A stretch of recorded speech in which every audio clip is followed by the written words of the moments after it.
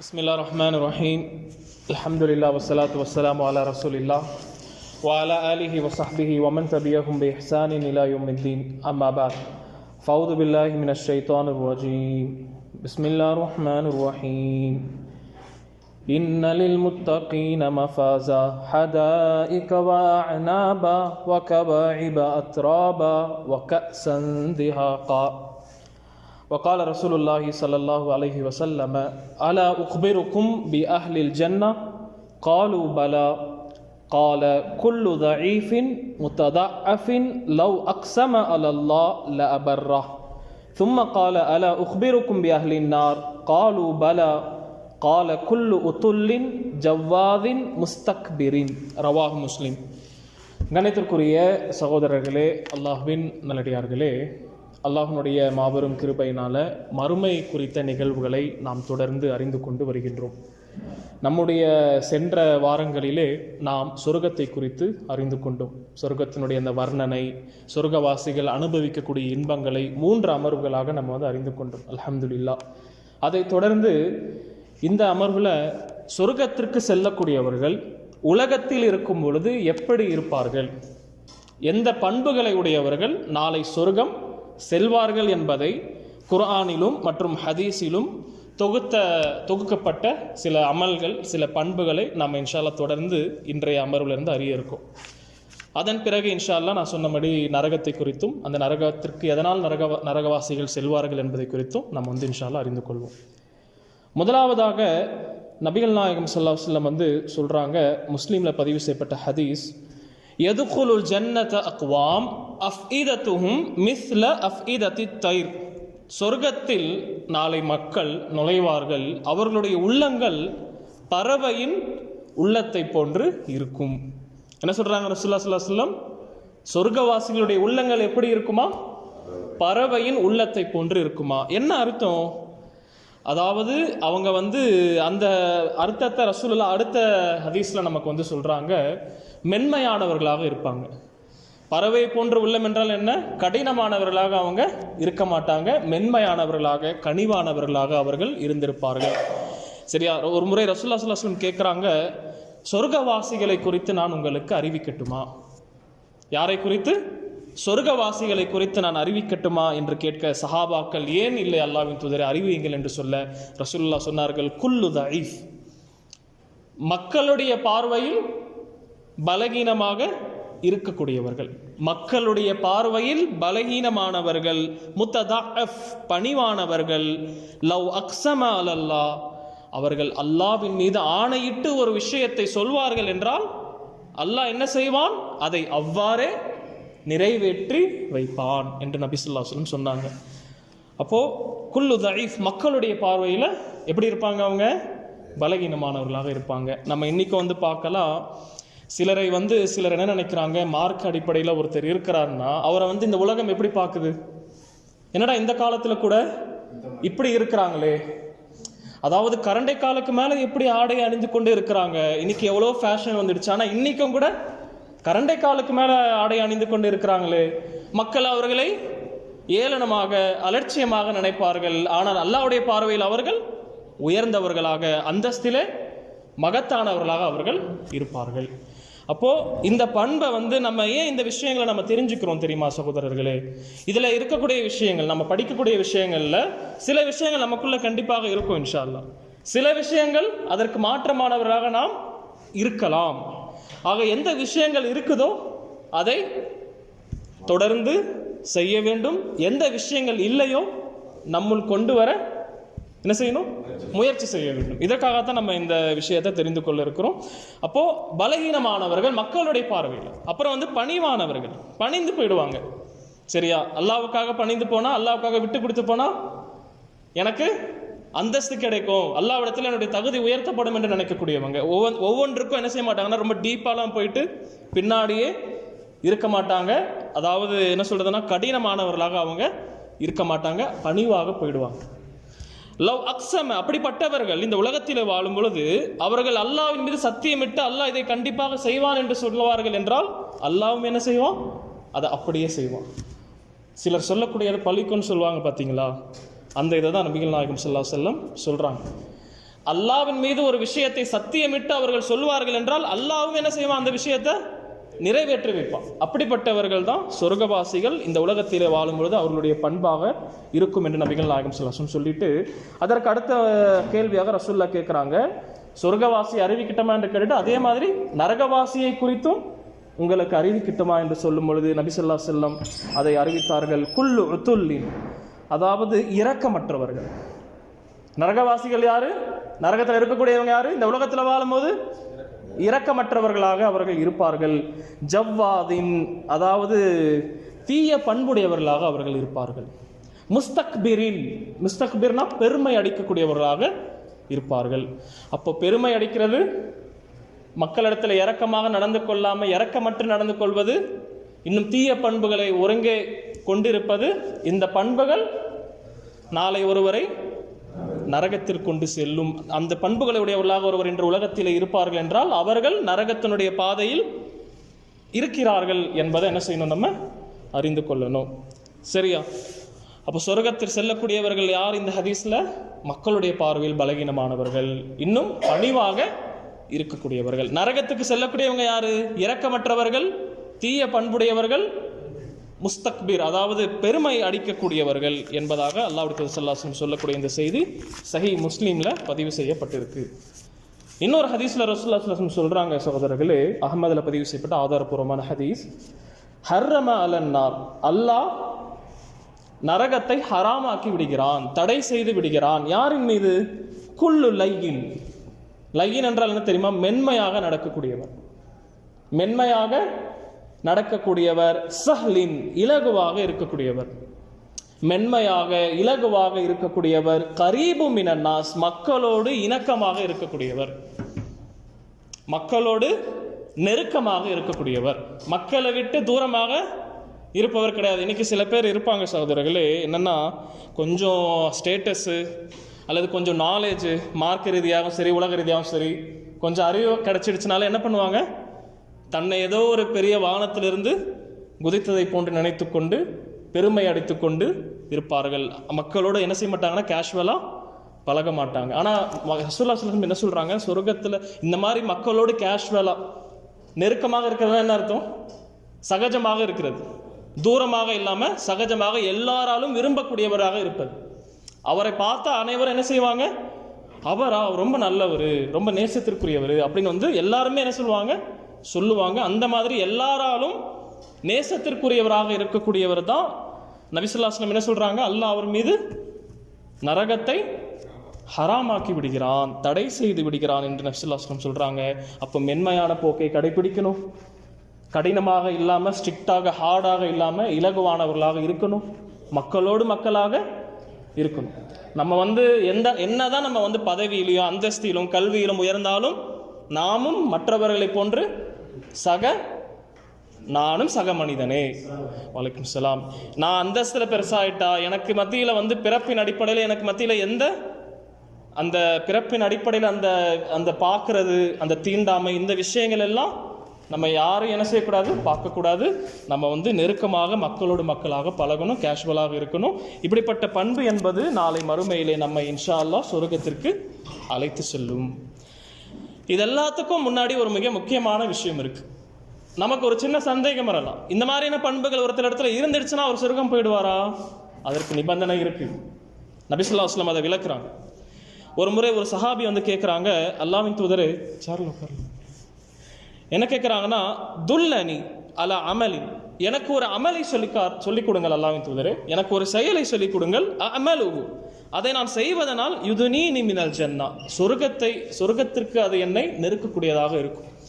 வயுபாயிதினி, மேலும் அந்த செயலை நான் செய்வதனால் நரகத்தை விட்டு என்னை காக்கக்கூடியதாக அமையக்கூடிய ஒரு செயலை எனக்கு சொல்லிக் கொடுங்க ரசூலுல்லாஹி ஸல்லல்லாஹு அலைஹி வஸல்லம் என்று கேட்கும்போது ரசூலுல்லாஹ் முதலாவதாக என்ன சொன்னாங்க தெரியுமா? தஅபுதுல்லாஹ லா துஷ்ரிக் பிஹி ஷைஆ. இது முதலாவது அடிப்படை. எல்லாத்துக்கும் ஃபர்ஸ்டான பிரதான அடிப்படை என்னது? படைத்த இறைவனாகிய அல்லாஹ்வை மட்டுமே வணங்க வேண்டும், அவனுக்கு இணை வைக்கக்கூடாது. அதுக்கப்புறம் தான் நமக்கு நம்ம செய்யக்கூடிய நல்ல செயல்கள், நல்ல பண்புகள், நல்ல தன்மைகள் சொர்க்கத்தில் நம்மை அழைத்து செல்லும். ரசூலுல்லாஹ் அதை சொல்லிட்டு சொல்றாங்க, துக்கிமுஸ்ஸலா, தொழுகையை என்ன செய்யணும்? நிலைநாட்ட வேண்டும். வத்துத்தி ஜக்காத்தையும் கொடுத்து வர வேண்டும். கடமையாச்சுன்னா ஜக்காத்தை என்ன செய்யணும்? தாமதப்படுத்தாம அதாவது எப்போதெல்லாம் கடமையாகுமோ அப்போதெல்லாம் எல்லா வருடமும் கொடுத்து வரணும். வத்தசிலு தாரஹிமிக், ராலாதான் நபி ஸல்லல்லாஹு அலைஹி வஸல்லம் என்ன சொன்னாங்கன்னா, உறவை பேணி வாழணும் என்று அல்லாஹ்வுடைய தூதர் ஸல்லல்லாஹு அலைஹி வஸல்லம் சொன்னாங்க. ரசூலுல்லாஹி ஸல்லல்லாஹு அலைஹி வஸல்லம் இதை அந்த சஹாபிக்கு சொல்லிவிட்டு அந்த சஹாபி சென்ற பிறகு சொன்னாங்க, ஃபலம்மா அதுபர கால ரசூலுல்லாஹி ஸல்லல்லாஹு அலைஹி வஸல்லம் இன் தமஸ்ஸக பிமா உமிர பிஹி தഖலல் ஜன்னah. நான் சொன்ன இந்த விஷயத்தை அவர் கடைபிடிப்பார் என்றால், அதை பற்றி பிடிப்பார் என்றால் அவர் சொர்க்கம் நுழைவார் என்று ரசூலுல்லாஹி ஸல்லல்லாஹு அலைஹி வஸல்லம் சொன்னாங்க. அப்போ இந்த ஹதீஸ்ல இருந்து நம்ம என்ன விளங்கிக் கொள்ளலாம் சகோதரர்களே? நற்பண்புகள், நற்செயல்கள் நமக்கு எப்போ பயனளிக்கும்? நாம் ஓர் இறைவன், ஏக இறைவன் அல்லாஹ்வை வணங்கி அவனுக்கு இணை கற்பிக்காமல் இருந்தால்தான் நமக்கு நற்பண்புகள் பயனளிக்கும். அல்லாஹ் என்றால் என்ன சொல்லுங்க சகோதரர்களே? அல்லாஹ் என்றால் அரபி மொழியில நம்ம சொல்றோம் முஸ்லிம்களுக்கான இறைவனா அல்லாஹ் இல்ல. அல்லாஹ் என்ற வார்த்தையை கிறிஸ்தவர்கள் கூட என்ன செய்வாங்க? அரபு கிறிஸ்தவர்கள் தங்களுடைய கடவுளை என்னென்று அழைப்பார்கள்? அல்லாஹ் என்றுதான் அழைப்பாங்க. அரபு பேசக்கூடிய கிறிஸ்தவர்கள் தங்களுடைய கடவுளை அல்லாஹ் என்றுதான் அழைப்பார்கள். அப்ப அல்லாஹ் என்ற அந்த வார்த்தை யாரை குறிக்குது? படைத்த ஏக இறைவனை, அந்த ஒரு இறைவனை குறிக்கக்கூடிய வார்த்தை. அப்போ அந்த ஒரு இறைவனை வணங்கணும், அவன் சொன்ன முறையில் அவனை வணங்கணும். அவனுடைய வணக்கத்துல யாரையும் அவனுக்கு நிகராக சமமாக ஆக்கக்கூடாது. இது ஒரே ஒரு மிக முக்கியமான நிபந்தனையாக இருக்கு என்பதை நம்ம புரிஞ்சுக்கணும். இதுக்கப்புறம் தான் நம்ம செய்யக்கூடிய செயல்கள் எல்லாம் நமக்கு பயனளிக்கும். சரியா? இதுவரைக்கும் என்னென்ன செயல்களை பற்றி அறிந்து கொண்டு ஒரு ரீகால் பண்ணுவோமா? சொர்க்கவாசிகளாக நம்ம இதுவரைக்கும் யாரை பற்றி பார்த்தோம்? அவங்க எப்படி இருப்பாங்க இந்த உலகத்தில்? பலகீனமாக, மக்களுடைய பார்வையில் பலகீனமானவர்களாக இருப்பார்கள், பணிவானவர்களாக இருப்பார்கள், இன்னும் பெருமை அடிக்காத இருப்பாங்க. அதான் நரகவாசியோட ஆப்போசிட் பண்பு தான், பெருமை அடிக்காமல் இருப்பாங்க, நற்பண்புகளுடையவர்களாக இருப்பாங்க, இன்னும் இரக்கமுடையவர்களாக இருப்பாங்க. சொல்றது புரியுதா? அப்புறம் பார்த்தீங்கன்னா நபி ஸல்லல்லாஹு அலைஹி வஸல்லம் சொல்றாங்க, இலகுவாக பழகுவாங்க, மக்களோட நெருக்கமாக இருப்பாங்க, மென்மையான போக்கை கடைபிடிப்பாங்க. இன்னொரு பண்பு என்ன? உறவினர்களோடு சேர்ந்து இணைந்து வாழ்வாங்க, உறவை துண்டித்து வாழ மாட்டாங்க, முறித்து வாழ மாட்டாங்க. ஒரு ஹதீஸ்ல ரசூலுல்லாஹி ஸல்லல்லாஹு அலைஹி வஸல்லம் சொல்லியிருக்கிறாங்க, உறவை முறிக்கக்கூடியவன் சொர்க்கம் நுழைய மாட்டான் என்று நபி ஸல்லல்லாஹு அலைஹி வஸல்லம் சொல்லியிருக்கிறாங்க. அப்போ இஸ்லாம் என்ன சொல்லுதுன்னா, சேர்ந்து வாழணும்னு சொல்லுது. தான் மட்டும் தனக்கு மட்டும் என்று நம்ம இல்லை, தானும் தனக்கும் இருக்க வேண்டும், அதனோடு சேர்ந்து நம்முடைய குடும்பம், உறவினர்கள், நம்மை சுற்றி இருக்கக்கூடிய அண்டை வீட்டார்கள், இவங்களோட நாம் என்ன செய்யணும்? இணக்கமாக இருக்கணும். அந்த அண்டை வீட்டார்கள் முஸ்லீம்களாக இருக்கட்டும், முஸ்லீம் அல்லாதவர்களாக இருக்கட்டும். இதுதான் முக்கியமான விஷயம். நபி ஸல்லல்லாஹு அலைஹி வஸல்லம் என்ன சொல்றாங்கன்னா, பக்கத்து வீட்டுக்காரர் பசித்திருக்க நீங்க மட்டும் உண்பீர்கள் என்றால் நீங்கள் என்னை சார்ந்தவர்கள் அல்ல. இன்னும் ரசூலுல்லாஹ் சொல்றாங்க, அந்த குழம்புல தண்ணீரை கலந்தாவது நீங்க என்ன செய்யுங்க? பசியோடு இருக்கக்கூடிய பக்கத்து வீட்டாருடைய அந்த பசியை நீங்க ஆற்றுங்க, போக்குங்கன்னு நபிகள் நாயகம் ஸல்லல்லாஹு அலைஹி வஸல்லம் சொல்லி இருக்கிறாங்க. அப்போ உறவை பேணி நாம் என்ன செய்யணும்? வாழணும். இந்த பண்பும் நாளை நம்மை சொர்க்கத்திற்கு அழைத்து செல்லும். சரி, ஒரு ஹதீஸ்ல ரசூலுல்லாஹி ஸல்லல்லாஹு அலைஹி வஸல்லம் சொல்றாங்க, புகாரியில் பதிவு செய்யப்பட்ட ஹதீஸ். என்ன சொல்றாங்கன்னா, அபூ ஹுரைரா ரலியல்லாஹு அன்ஹு அறிவிக்கிறாங்க, குல்லு உம்மதி யதுகுலூனல் ஜன்னத இல்லா மன் அபா. என்னுடைய உம்மத்தில் அனைவரும் சொர்க்கம் நுழைவார்கள், மறுக்கக்கூடியவரை தவிர, நிராகரிக்கக்கூடியவரை, மறுக்கக்கூடியவரை தவிர எல்லோரும் சொர்க்கம் நுழைவார்கள். சஹாபாக்கள், நபித்தோழர்கள் கேட்டார்கள், அல்லாஹ்வின் தூதரே, ஒமன் யபா, மறுக்கக்கூடியவர்கள் யார்? அவர்களை பற்றி எங்களுக்கு சொல்லுங்கள் என்று சொல்ல, மன் அத்தாஅனி தஹலல் ஜன்னா, எனக்கு கட்டுப்படுபவர், என்னுடைய பாதையை பற்றி பிடிப்பவர், அவர் சொர்க்கம் நுழைவார். ஒமன் அசானி, எனக்கு மாறு செய்பவர், அவர்தான் மறுப்பவர் என்று நபிகள் நாயகம் ஸல்லல்லாஹு அலைஹி வஸல்லம் சொன்னாங்க. எவ்வளோ அழகாக நபிகள் நாயகம் ஸல்லல்லாஹு அலைஹி வஸல்லம் தன்னுடைய அந்த வாக்கியத்தை அமைச்சிருக்காங்க. நம்ம சிந்திக்க கடமைப்பட்டிருக்கோம். ரசூலுல்லாஹ் இங்கே எப்படி சொல்றாங்கன்னு பாருங்களேன், என்னுடைய சமூகத்தில் எல்லோரும் சொர்க்கத்தில் போவாங்க, மறுக்கக்கூடியவரை தவிர. ரசூலுல்லாஹ் நினைச்சா என்ன சொல்லியிருக்கலாம்? மறுக்கக்கூடியவர்கள் நரகத்திற்கு செல்வார்கள் சொல்லியிருக்கலாம்ல. அதோடு மட்டுமல்லாமல் கடைசியில் அதை விளக்கும் போது என்ன சொல்றாங்க? எனக்கு கட்டுப்படுபவர் சொர்க்கம் நுழைவார், எனக்கு மாறு செய்பவர் அவர் தான் மறுக்கக்கூடியவர் என்று நபி ஸல்லல்லாஹு அலைஹி வஸல்லம் அப்போ கூட என்ன சொல்லலை, எனக்கு மாறு செய்யக்கூடியவர் நரகத்துக்கு போயிடுவாருன்னு டைரக்டா நபி ஸல்லல்லாஹு அலைஹி வஸல்லம் சொல்லலை. இதுல இருந்து நமக்கு ஒரு படிப்பினை நண்பர்களே, அழைப்பு பணி செய்யும் பொழுது நம்முடைய வார்த்தைகள் கவனமாக இலகுவாக இருக்க வேண்டும். நமக்கு என்ன இதுல இருந்து படிப்பினைனா, ரசூலுல்லாஹ்வுக்கு கட்டுப்பட்டு நடக்கணும், நபி ஸல்லல்லாஹு அலைஹி வஸல்லமுக்கு கீழ்ப்படியணும். என்ன அர்த்தம் ரசூலுல்லாஹ்வுக்கு கீழ்ப்படியணும்? என்ன அர்த்தம் யாராவது சொல்ல முடியுமா? முழுமையாக பின்பற்றணும். இது அதனுடைய ஒரு என்ன சொல்றதுன்னா மொழியாக்கம் மாதிரிதான் இருக்கு. அர்த்தம் என்ன? ரசூலுல்லாஹ்வை முழுமையாக பின்பற்ற வேண்டும் என்றால் என்ன அர்த்தம்? 4 விஷயம் இருக்கு, மறக்கக்கூடாது இன்ஷா அல்லாஹ்.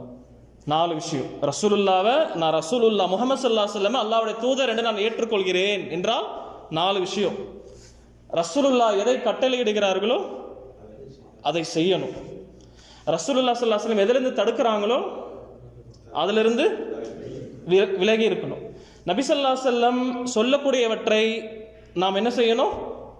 உறுதியாக நம்பணும், நம்பிக்கை கொள்ளணும். அதாவது தஸ்தீக் ஃபீமா அக்பர. ரசூலுல்லாஹ் ஒரு விஷயத்தை நமக்கு அறிவிக்கிறாங்களா, சொர்க்கத்தை பற்றி தெரியப்படுத்துறாங்க, நரகத்தை பற்றி தெரியப்படுத்துறாங்க, ஆதாரபூர்வமான செய்தியாக நமக்கு கிடைச்சிச்சுன்னா நம்ம என்ன செய்யக்கூடாது? அதில் நம்மளுடைய கற்பனை சிந்தனைக்கெல்லாம் அதை இடமளிக்காம அதை என்ன செய்யணும்? நம்ம நம்பணும், உறுதிப்படுத்தணும். சொர்க்கத்தில் இவ்வளோ பெரிய மரம் இருக்கும், அதனுடைய நிழல்ல 100 ஆண்டுகள் குதிரைப்படை வீரர் அதை கடந்து சென்றாலும் கூட அதை கடக்க முடியாது என்று ரசூலுல்லாஹி ஸல்லல்லாஹு அலைஹி வஸல்லம் சொல்லக்கூடிய செய்தி புகாரியிலோ அல்லது முஸ்லீமிலோ பதிவு செய்யப்பட்ட ஆதாரபூர்வமான செய்தி. இது நமக்கு கிடைக்குது, நம்ம என்ன செய்யணும்? அப்படியே நம்ம நம்பணும்.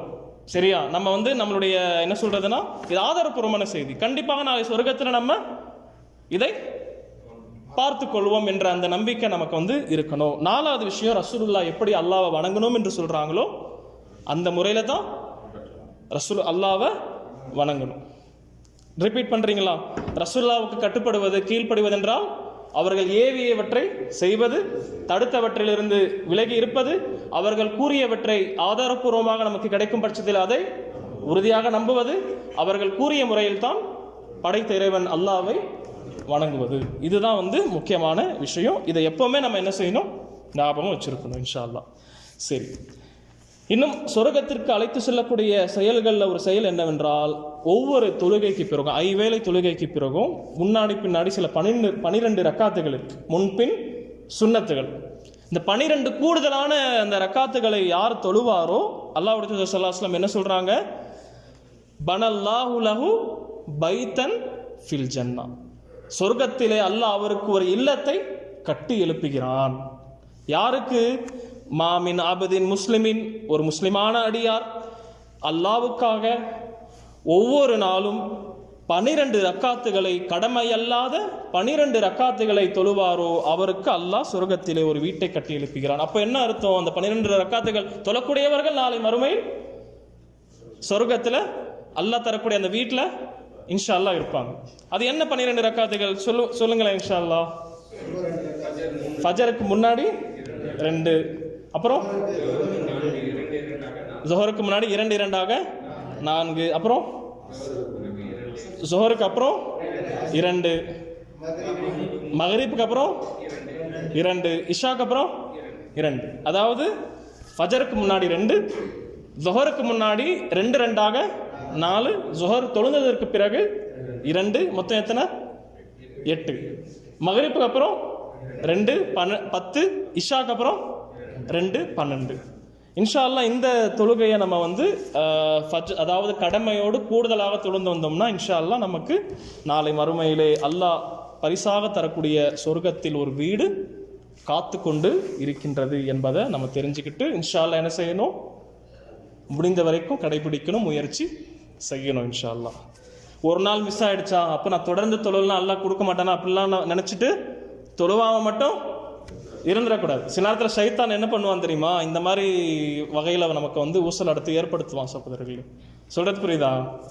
என்ன செய்வான்னா ஷைத்தான், நம்ம ஒரு 3 நாள் 4 நாள் தொழுந்துட்டு இருப்போம். ஒரு நாள் என்ன ஆகிடும்னா மிஸ் ஆகிடும். அடுத்த நாள் வரும்போது என்ன ஆகும்? நம்ம தான் நேற்று மிஸ் பண்ணிட்டோமே, தொடர்ந்து தான் சிறப்பு, நம்ம தொடரலையா அப்படின்னு நம்ம மனசில் ஊசலாட்டத்தை ஏற்படுத்தும் போது நம்மளும் சில நேரத்தில் என்ன பண்ணிடுவோம்? அவனுடைய ஊசலாட்டத்தை இது பண்ணி நம்மளும் நடக்க ஆரம்பிச்சிரும், கடமையை மட்டும் தொழுவோம். அதுக்கப்புறம் கடமையை கூட ஒழுங்காக தொழ முடியாத மாதிரி போயிடும். இந்த மாதிரி ஷைத்தான் வந்து ஒவ்வொருத்தருக்கும் ஏற்றவாறு என்ன செய்வானா ஊசலாட்டத்தை ஏற்படுத்துவான். அப்போ நம்ம என்ன செய்யக்கூடாது, இது அர்த்தம் கிடையாது. தொடர்ந்து தொழ வேண்டும் என்றால் நம்ம முடிந்த வரைக்கும் என்ன செய்யணும், தினமும் தொழ முயற்சி பண்ணணும். ஒரு நாள் விட்டு போயிடுச்சுன்னா மறுநாள் அதை விட்டுறக்கூடாது, மாறாக அப்பத்துலேருந்து நம்ம தொடங்கிடணும். அதை தான் வந்து நம்ம கவனத்தில் கொள்ளணும் இன்ஷா அல்லாஹ்.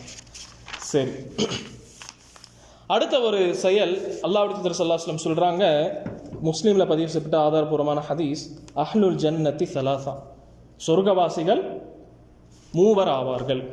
சொர்க்கவாசிகள் 3 பேர் தான். யார் அதில்? முதலாவது து சுல்தானின் முக்சித்துன் முத்தசத்திகுன் முவஃபகுன், நீதி நெறி தவறாத வாரி வழங்கக்கூடிய நற்செயல் புரிவதற்கு பாக்கியம் வழங்கப்பட்ட அரசன். அரசன், அந்த அரசன் எப்படி இருப்பான்? நீதி நெறி தவற மாட்டான், நியாயமா நடப்பான். ரெண்டாவது என்ன செய்வான்? மக்களுடைய பணத்தை சுருட்ட மாட்டான், மாறாக மக்களுக்கு வாரி வழங்கக்கூடியவனாக இருப்பான். மூன்றாவது என்ன சொல்றாங்க ரசூலுல்லாஹி ஸல்லல்லாஹு அலைஹி வஸல்லம்? நல்ல செயலை மற்றவர்களுக்கு முன்னால் முந்தி செய்யக்கூடியவனாக அவன் வந்து இருப்பான். இது வந்து வெறும் அரசனுங்களுக்கு மட்டும் இருக்கக்கூடிய பண்பு கிடையாது, மாறாக தலைமைத்துவத்தில் இருக்கக்கூடிய எல்லாத்துக்கும் இருக்க வேண்டிய பண்பு. நமக்கு ஒரு பொறுப்பு இருக்குன்னா நம்மளும் என்ன செய்யணும், அந்த பொறுப்பை நீதியாக நேர்மையாக அந்த பொறுப்பில் இருக்கணும். நம்ம கிட்ட அந்த பொறுப்பு, அதாவது பணம் சம்பந்தப்பட்ட விஷயங்கள் கொடுக்கப்பட்டிருக்குன்னா நேர்மையாக என்ன செய்யணும், நம்ம செலவு செய்யணும். சரியா? மூன்றாவது, நம்ம வந்து தலைமையில் இருக்கிறோம், நம்ம வந்து பின்னாடி இருக்கலாம், அப்படி இல்லை. நம்ம ஒரு இடத்துல முக்கியமான இடத்துல இருக்கணும்னா நம்ம தான் என்ன செய்யணும், எல்லாத்துக்கும் முன்னாடியும் போயிட்டு அமல்கள் செய்யணும். நபி ஸல்லல்லாஹு அலைஹி வஸல்லம் சொல்லிட்டு அப்படி நின்றுவாங்களான்னு கேட்டால், எல்லாத்தை விட அதிகமாக நின்று வணங்குனவங்க அல்லாஹ்வுடைய தூதர் ஸல்லல்லாஹு அலைஹி வஸல்லம் மட்டும்தான். ஆக இந்த விஷயம் நம்ம வந்து புரியணும். ரெண்டாவது விதமான அந்த மனிதர் யார் என்றால், ரஜுலுன் ரஹீமுன் ரகீகுல் கல்பி லிகுல்லி தி குர்பா வ முஸ்லிம், முஸ்லிம்களுக்கும் இன்னும் சக மக்கள் உறவினர்களாக அனைவருக்கும் அன்புடனும் இரக்கத்துடனும் இருக்கக்கூடிய பழகக்கூடிய ஒரு மனிதர். எல்லாரிடத்திலையும், குறிப்பாக சொந்தக்காரங்கள் இடத்துல அன்பாகவும் இரக்கமுடனும் பழகக்கூடிய மனிதரும் சொர்க்கத்தில் இருப்பார். அடுத்ததாக அஃபீஃபுன் முத்தஅஃபிஃபுன் து இயால், குழந்தை, அவருக்கு வந்து ஃபேமிலி இருக்கும், குழந்தை குட்டிகள் இருந்தாலும் சுயமரியாதையுடனும் தன்மானத்துடனும் இருக்கக்கூடிய அந்த மனிதர். ரசூலுல்லாஹ் என்ன சொல்றாங்க தெரியுமா? சில பேர் என்ன செய்வாங்கன்னா, தேவை இல்லைன்னா கூட கேட்டு என்ன பண்ணுவாங்க, கைகளை வந்து ஏந்தி கேட்பாங்க. அவங்களுக்கு எந்த தேவையும் இருக்காது, அதை கேட்டு பழகிட்டதுனால அந்த மாதிரி இருப்பாங்க. ஆனால் அவர் எப்படி இருப்பார்?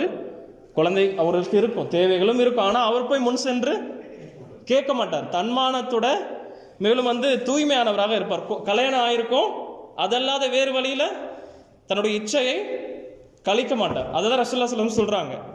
அதாவது அஃபீஃப்னா என்ன அர்த்தம்னா, தன்மானம், சுத்தமாக வாழணும்.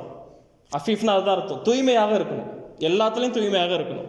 குடும்ப வாழ்க்கையிலும் சரி, எல்லா விஷயத்திலும் சரி தூய்மையாக இருக்கணும். தகாத உறவுகள் எல்லாம் அவருக்கு இந்த உலகத்தில் இருக்கும்போது இருக்காது. தகாத உறவுகள் எல்லாம் என்ன சகோதரர்களே? தகாத உறவு என்றால் என்ன சொல்லுங்க பார்க்கலாம். ஒரு பெண்ணிடத்தில் தவறாக அதாவது ஒப்பாட்டியாக வைத்துக் கொள்வது மட்டும் தகாத உறவு கிடையாது. ஐஎம்ஓவில் வீடியோ கால் அந்நிய பெண்களுக்கு போடுறதும் இந்த ஹதீஸினுடைய அந்த கருத்தில் வருமா இல்லையா சகோதரர்களே? வரும். இன்னைக்கு என்ன ஆயிடுச்சுன்னா, விபச்சாரம் வந்து பல வகையில் இன்னைக்கு வந்து காலம் மாற அதுக்கேற்ற மாதிரி விபச்சாரமும் அப்டேட்டாக ஆயிடுச்சு. இன்னைக்கு ஒருத்தர் வந்து ஃபோனை வச்சுக்கிட்டு என்ன செய்யலாம், தவறான செயலில் ஈடுபடலாம். ஆக கண்ணியத்திற்குரியவர்களே, அந்த முஸ்லீம் நாளை சொர்க்கத்தில் இருக்கக்கூடிய அந்த நபர் அவர் தூய்மையாக வாழ்ந்திருப்பார். இன்னும் அவருக்கு குடும்பம் இருக்கும், குழந்தை குட்டிகள் இருக்கும், இருந்தாலும் தன்மானத்துடன் அவர் இருந்திருப்பார். தேவை இருந்தாலும் அவர் கையை ஏந்தி இருக்க மாட்டார். இதை வந்து நம்ம வந்து புரிஞ்சுக்கணும். இப்போ 3 பண்பு என்ன? நீதமான அரசன், நீதமாகவும் இருப்பார், வாரி வழங்குவார், நல்ல செயல்களை செய்வார். இரண்டாவது பண்பு என்ன? அன்புடனும் இரக்கத்துடனும் பழகக்கூடிய, அனைவரிடத்திலும் குறிப்பாக சொந்தக்காரர்களிடத்திலே பழகக்கூடிய நபர். சில பேர் என்ன செய்வாங்கன்னா, வெளியில நல்லா இருப்பாங்க, நல்லா பாதுகாக்கணும்ல, அப்படி தானே இருக்கிறாங்க. வெளியில நல்லா இருப்பாங்க, மற்றவங்களிடத்துல நல்லா பழகுவாங்க, ஆனால் வீட்டில் வேற மாதிரி இருப்பாங்க, சொந்தக்காரங்க இடத்துல வேற மாதிரி இருப்பாங்க. அப்படியெல்லாம் இருக்கக்கூடிய எல்லாரிடத்திலையும் அன்புடனும் இரக்கத்துடனும் பழகக்கூடிய அந்த மனிதர். மூன்றாவது, தூய்மையானவராகவும் இன்னும் தன்மானத்துடனும் வாழக்கூடிய குழந்தை குட்டிகள் இருக்கக்கூடிய அந்த நபர், அதாவது குடும்ப என்ன சொல்றதுன்னா குடும்ப தலைவரா அப்படி கூட சொல்லலாம்ல, அல்லது குடும்ப ஃபேமிலியோட கல்யாணம் ஆகி திருமணமான அந்த நபர் தூய்மையாக வாழ்ந்திருப்பார், இன்னும் தன்மானத்துடனும் வாழ்ந்திருப்பார். இந்த பண்புகளாக நபிகள் நாயகம் ஸல்லல்லாஹு அலைஹி வஸல்லம் சொல்றாங்க. இதுவும் எதில் பதிவு செய்யப்பட்டிருக்கு? சஹீஹ் முஸ்லீம்ல பதிவு செய்யப்பட்டிருக்கு. சரி, அடுத்ததாக இன்னும் 2 விஷயத்த சொல்லி நான் இன்ஷா அல்லாஹ் என்ன செய்யறேன்னா நிறைவு செய்கிறேன். அதாவது ரசூலுல்லாஹி ஸல்லல்லாஹு அலைஹி வஸல்லம் சொல்றாங்க, மன் ஆல ஜாரியத்தைன் ஹத்தா தப்லுகா ஜாஅ யௌமல் கியாமா அன வஹுவ வதம்ம அஸாபிஅஹு. ரவாஹ் முஸ்லிம். ரசூலுல்லாஹி ஸல்லல்லாஹு அலைஹி வஸல்லம் சொல்றாங்க, மன் ஆல ஜாரியத்தைன் 2 பெண் பிள்ளைகளை பெற்றெடுத்து அவர்களை பருவம் வயது அடைகின்ற வரையிலே நல்ல முறையில் சீரான முறையில் வளர்த்தெடுக்கிறார். ஒரு மனிதர் 2 பெண் பிள்ளைகளை பெற்றெடுத்து ஹத்தா தப்லுகா பருவ வயதை அடையக்கூடிய வரையில் அவர்களை அழகாக தர்பியா கொடுத்து ஒழுக்கத்தை போதித்து வளர்க்கக்கூடியவராக இருக்கிறார். ஜாஅ யௌமல் கியாமா நாளை மறுமை நாளிலே அவர் வருவார். அன வஹுவ வதம்ம அஸாபிஅஹு நானும் அவரும் நாளை மறுமையிலே இப்படி இருப்போம் என்று நபிகள் நாயகம் ஸல்லல்லாஹு அலைஹி வஸல்லம் சொன்னாங்க. அதாவது என்ன அர்த்தம்? இது நெருக்கத்தை காட்டக்கூடியது. ரசூலுல்லாஹ்வோடு அவர் முஹம்மது ஸல்லல்லாஹு அலைஹி வஸல்லம் அவரோடு நெருக்கமாக யார் இருப்பாங்க? பொம்பளை பிள்ளைங்களை பெற்றெடுத்து. குறிப்பாக இந்த ஹதீஸ்ல 2 வந்திருக்கு. சரியா? அந்த ஹதீஸோட கருத்து என்னன்னா, பெண் பிள்ளைகளை பெற்றெடுத்து அல்லது பெண் சகோதரிகள் இருக்கிறாங்க ஒருத்தருக்கு. இன்னொரு ஹதீஸ்ல வந்திருக்கு, பிள்ளைகளாக இருக்கட்டும் அல்லது கூட பிறந்த சகோதரிகளாக இருக்கட்டும், அவங்கள சரியான முறையில் பராமரித்து வளர்த்து ஒழுக்க நெறிகளை ஊட்டி ஒருத்தர் சரியான முறையில் கல்யாணம் முடிச்சு கொடுத்துருவாருன்னா அவர் சொர்க்கத்தை நபி ஸல்லல்லாஹு அலைஹி வஸல்லமோடு இப்படி நெருக்கமாக இருப்பார் என்பதாக நம்ம அறிந்து கொள்கிறோம். இதுவும் சஹீஹ் முஸ்லீம்ல பதிவு செய்யப்பட்ட ஹதீஸ். அப்போ பெண் பிள்ளைகள் விஷயத்தில் என்ன செய்யணும்? நம்ம கவனமாக அவங்களை ஒழுக்கத்தை போதித்து வளர்க்க வேண்டும். இன்னைக்கு அந்த விஷயத்தில் சமூகத்தில் சில இடங்களில் தவறு நடக்கக்கூடியதை நம்ம கண்கூடாக பார்க்கலாம். ஆகவே இந்த விஷயத்தில் நம்ம என்ன செய்யணும்? கவனமாக இருக்கணும். இங்கே பாருங்கள் சகோதரர்களே, ஸ்ட்ரிக்டாக நடந்துக்கக்கூடாது எப்போவுமே. ரசூலுல்லாஹ் ஸ்ட்ரிக்டாக இருந்தாங்களா? ரசூலுல்லாவுக்கும் பெண் பிள்ளைகள் இருந்தாங்களா இல்லையா? சரியா? ரசூலுல்லாவுக்கு பெண் பிள்ளைகள் இருந்தாங்க. ரசூலுல்லாஹ் ஹார்டாக நடந்துப்பாங்களான்னு கேட்டால் அந்த மாதிரி நடக்கவே மாட்டாங்க. நபி ஸல்லல்லாஹு அலைஹி வஸல்லம் மார்க்கத்தை அழகான முறையில் எடுத்து சொன்னால், நம்ம செயல்படுத்தி அழகான முறையில் எடுத்து சொன்னால் கண்டிப்பாக நம்முடைய பிள்ளைகள் கண்டிப்பாக அதை பின்பற்றும். நம்ம மார்க்கத்தை கஷ்டமாக சொல்லி சொல்றது புரியுதா? சொல்ற விதத்துல தான் இருக்கு. மார்க்கம் கஷ்டமானது கிடையாது, மார்க்கம் கடினமானது கிடையாது, மார்க்கம் இலகுவானது. ஆனால் சொல்லக்கூடிய முறை தான் இங்கே என்னவாக இருக்கு? தவறாக இருக்கு. சரியா? புர்கா கூட ஒரு உதாரணமாக எடுத்துக்கலாம் சகோதரர்களே. புர்கா என்பது இன்னைக்கு நம்முடைய சமுதாய அந்த சமுதாய மக்கள், சரியா, முஸ்லிம் அல்லாத மற்ற மக்களும் கூட புர்காவை இன்று சில பேர் விரும்பி அணிகிறாங்க. சில பேர் அணிகிறாங்க, நம்ம அதை பார்க்கலாம் அந்த சமூக வலைதளங்கள்ல. ஏன் அணிகிறாங்க? எதற்காக அணிகிறாங்கன்னா, அவங்க என்ன நினைக்கிறாங்கன்னா, அதில் ஒரு பாதுகாப்பு இருப்பதை நான் உணர்கிறேன். நான் புர்கா போட்டுட்டு போனால் என்னை பார்க்கக்கூடிய பார்வை வேற மாதிரி இருக்கு, புர்கா இல்லாமல் போனால் பார்வைகள் வேற மாதிரி பார்க்கப்படுகின்றது என்று சொல்லக்கூடியதை நாம் பார்க்கிறோம். அப்போ இந்த விஷயத்தை நம்மளுடைய பிள்ளைகளுக்கு சொல்லும் பொழுது அல்லது நம்மளுடைய சகோதரிகளுக்கு சொல்லும் பொழுது அழகான முறையில் சொன்னோம்னா கண்டிப்பாக நம்மளை விட அவங்க அந்த விஷயத்தில் இன்னும் பேணுதலாக இருப்பாங்க. நம்ம ஹார்டாக நடந்துக்கிட்டோம்னா என்ன ஆகும்? எதிர்மாறாகத்தான் நடக்கும் என்பதை நம்ம பார்க்கணும். சொர்க்கவாசிகளுடைய பண்பு என்ன? மென்மையாக இருப்பாங்க, இலகுவாக இருப்பாங்க, எல்லா விஷயத்திலும் இருப்பாங்க. குடும்பத்தை நடத்தக்கூடிய விஷயத்திலும் அவர்கள் மென்மை போக்கை கடைபிடிப்பார்கள் என்பதை நம்ம கவனத்தில் கொள்ளணும். கடைசி அமல் பிலால் ரதியல்லாஹு அன்ஹுடைய அமல். யாருக்கு தெரியும் பிலால் ரதியல்லாஹு அன்ஹுடைய அமல்? நீங்க சொல்லக்கூடாது, வேற யாருக்கு தெரியும்? மாஷா அல்லாஹ். நபி ஸல்லல்லாஹு அலைஹி வஸல்லம் ஒரு முறை கேட்குறாங்க, யா பிலால், புகாரி முஸ்லிம்ல பதிவு செய்யப்பட்ட ஹதீஸ், பிலால் அவர்களே, ஹத்தீஸ்னி பி அர்ஜா அமலின் அமில்தஹு இந்தக ஃபில் இஸ்லாம், இஸ்லாத்தை ஏற்றுக்கொண்ட பிறகு உங்களுக்கு பயனளிக்கக்கூடிய அந்த அமலை எனக்கு சொல்லுங்கள்.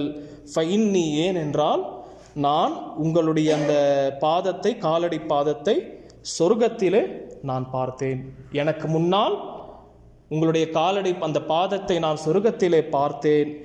அதற்கு பிலால் ரதியல்லாஹு அன்ஹு சொன்னாங்க, அம்மா அமில்து அமலன் ஃபில் இஸ்லாம் அர்ஜா இந்தி மன்ஃபஅத்தன் மின் அன்னிலா.